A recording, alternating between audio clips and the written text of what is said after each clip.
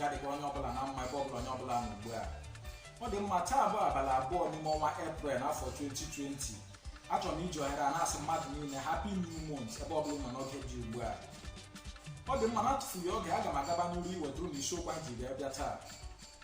Aka akparala ụmụ okorobịa ole na ole n'obodo a na-akpọ Ụmụike Lọwa nke dị na Ihitoboma Local Government Area n'Imo Steeti, Nigeria. Dịka ha gara ka ha nwude ofu nwoke n'obodo a na-akpọ Ụmụike Lọwa.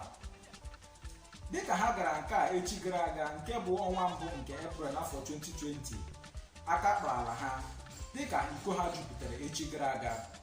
Ụmụ okorobịa ndị nke nọ n'obodo Ụmụike Lọwa jidere ha wee tie ha etighị eti dịka a na-eti ndị zuru ohi. Na-atụfughị oge ha kpọrọ ndị uwe ojii wee nwụọ ha wee nwụnye ndị uwe ojii ozugbo. Ọ dị mma, ihe m ji wetara unu nke a bụ na Salem TV. Achọrọ m iji ohere a na-agwa ụmụ okorobịa niile nakwa ụmụ agbọghọbịa ndị nke na-eche echiche ọjọọ dị otu a. Unu ụlọ anya, unu ga-ahụ oge ha nọ n'ime ugbu a obodo ndị na-arịa ọrịa nke ndị bekee kpọrọ coronavirus pandemic.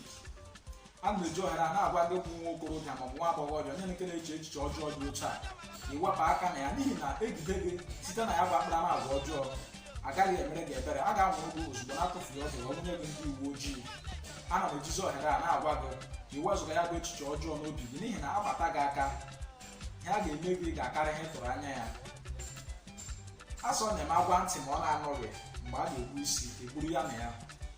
Igbo ndị ọma na-ege ntị, ọ bụla ka ọra m n'ọnụ, a sị ga adịkwara unu na mma. Ndeewonu.